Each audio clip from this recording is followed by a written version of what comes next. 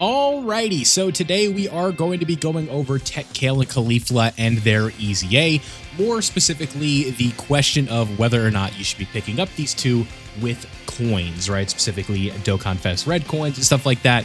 A very premium resource that we need to be using responsibly, and in this video I aim to give you the case for it and the case against it, right? Sort of give you my opinion on both sides and then ultimately tell you what I would do. That's typically how I tend to do these videos. So let me know down below before if you already have a plan and you're sticking to it. Let me know what you're going to do. And with that being said, let's go ahead and get into it. Now, the option to coin KALE and CAULIFLA is presented to us here on the Dokkan Festival coin tab with red coins, and you can pick them up for a pretty hefty price of 400 coins. Now, if you're more of an endgame player and you do not have them, you are going to be getting extra SSRs per summons usually. So with these, if we go down here, it's going to take a little bit. You can see I have a lot of SSRs.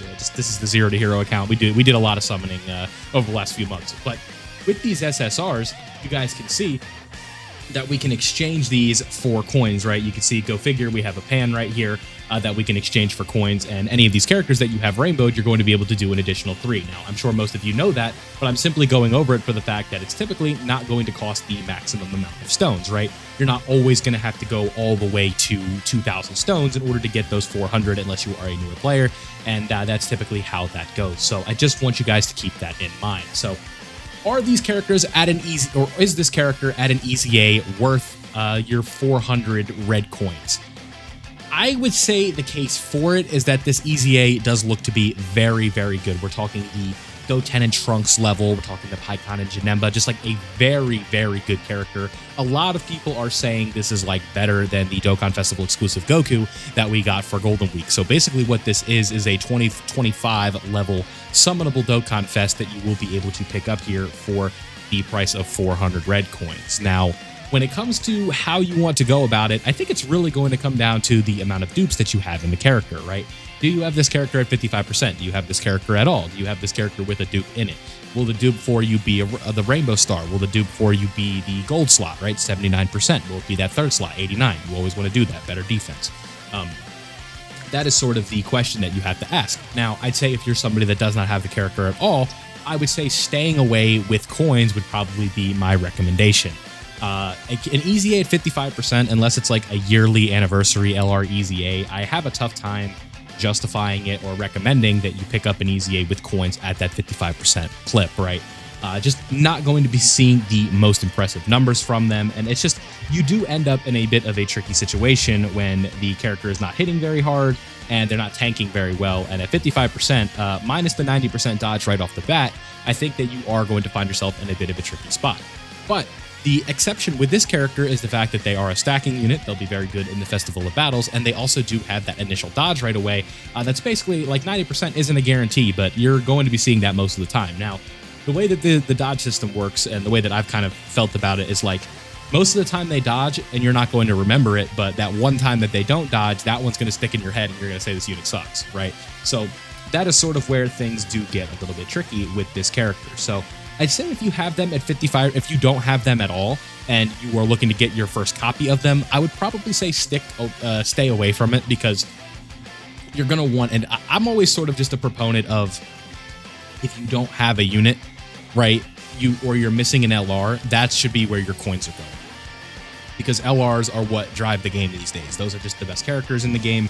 And when we look here right now, currently the coin shop has no purchasable LRs with the sort of store here, unless you go over to the carnival side, but that is not what we're here to focus on. We're here to focus on this one. So if you do not have KALE and CAULIFLA, I would say staying away is probably the best option.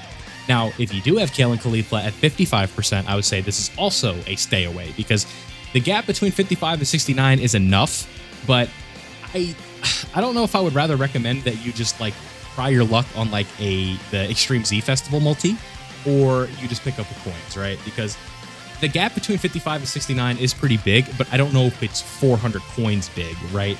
I'd almost say you're better off just like hopefully like just summoning on this banner and trying to get hit, and then hopefully you pick up a copy. That'd probably be the smarter thing to do, rather than but spending coins on that, because again, I'm just not a big coin spending guy. But if you do really like this character and you think they are worth it to the point where that extra dupe is going to be worth your time, then I would say that maybe that is a situation that you'd want to look into, where if you have the extra coins, right, I think if you only have 400, you're better off just waiting to get an LR at 500. But if you are someone like myself in this situation where I do have 861, it wouldn't be too bad to get back up to an LR. I would probably think about getting a copy of this character to get them to 69%. And the same advice is going to kind of be copied and pasted over to the 69 to 79% range, where you're going to get that gold slot. And the gold slot in this game is just so important because the extra hidden potential nodes are just such a big difference, right? So if we pull up, who's a good example of a character that I have at the gold slot? I have to put this dupe into Gotenks still, but like Broly, right? I'm losing an additional, what is this? Like extra defense as well as, so we can take this off because it's an EX orb. So what if we just do this, right?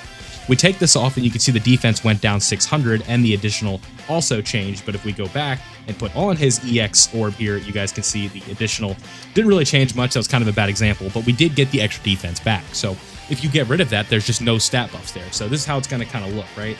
The issue is that I can't really take it off. What if I just put like a bad one? No, you guys get the idea, right? So I would have 5 additional, and then I would also lose, or is it 6 additional? I would lose 6 additional, so I would have 5 additional, and then I would also lose outputs of defense. And that's a pretty big deal, right? 5 additional and 11 additional, you're definitely going to notice the difference between those. Maybe not on a character like this Broly, because he does do so many supers, but this is sort of just a base example, right? With a character like Vegito, we're going to be missing out on a lot of crit and additional if we get rid of that last slot. So access to the gold slot, I think, is a very important thing, and that is when I would say that definitely if you are someone that has the character at 55 or someone that has the character at 69%, that is when I can definitely say that picking up this character with coins might not be the worst idea in the world. Now, if you are somebody that has the character already with the gold slot, you have them at 89%, or if you have them rainbowed. I don't think I need to say you need to pick up another one if you have them rainbowed, but you never know. It's always nice to just throw that in there. But if you have this character rainbowed, then this video is just not for you, and that's okay. But I appreciate you watching. But if you have the character at 79% or 89%, I would definitely stay away and pull your copies on multis later on down the road. So that way you can just rainbow the character passively. No need to get aggressive and chase that extra dupe. I just think it is a little bit excessive, and you're not really going to need to do so. So KALE and CAULIFLA looking like a very solid EZA, but when it comes to coining them, I do think that there are a lot of different approaches that you could take. It's always tough to recommend coining dupes. That's kind of always been my philosophy, and you guys know that. You have to be caught up if you want to be coining dupes, right? You have every Dokkan Fest LR in the game. You have all the TURs that you need. Then these coins are a little bit more of a luxury, but I think it's nice to save the 400 or save the 500 4 times like this when we have a character who is really, really good, but you don't know if you want to summon for them, right? I ran into the situation on JP where I was like, I see Glorio is available. He's like the best TUR in the game when he comes out. And it's like, I don't want to summon because it's New Year's and anniversaries in like 3 weeks, but this Glorio is really, really good. So mentally, I just compartmentalize it and say, okay, I'm going to save 400 coins for when Glorio reruns. That way I'm ready to go. And lo and behold, he reruns during pretty quickly actually. He came out during the Diamond Vegeta banner, which was a little bit over 2 months, almost close to 3 months after he dropped. It was like 2.5. Was it? Yeah, because he dropped at the end of December, and then he came out at like the beginning of March, like 2.5 months.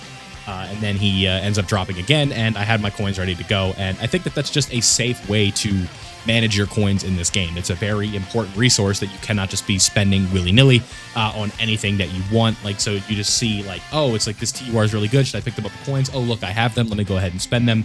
I just think that's a dangerous philosophy to sort of go by. So make sure that you are considering these things. It's always nice to also have that extra 150 for like Super EZA, because you're not always going to have these red dragon stones available to pick them up, right? So if for some reason you haven't watched my video, well, not that, but if you haven't seen a video on who to pick up, you can always go ahead and check that out. I uploaded that pretty recently, and it'll tell you who you should be getting with this redstone, a very valuable item right here, and you want to make sure that you are taking advantage of that, and it'll overall just help you out. So it gives you time, and you can save coins when you do stuff like this. Now, I don't believe Kaioken Blue Goku. Yeah, look, see, he's available right here. This way, you don't have to buy him with coins, and you can save those 150s for other stuff like this. So there you have it. When it comes to whether or not you should be coining KALE and CAULIFLA, I would say stay away unless you have them already or you have them with one dupe. Those are my 2 highest recommendations that I could do. Either get the gold slot or get the first dupe. Otherwise, I would say stay away. I think that would be the smartest way of going about it. So The EZA drops in about 4 hours after I'm uploading this video. I hope you guys did enjoy, and if you did, don't forget to leave a like before you go. Subscribe if you were new, so that way you don't miss out on any of my Dokkan content, and I'll see you guys tomorrow as well in the next one.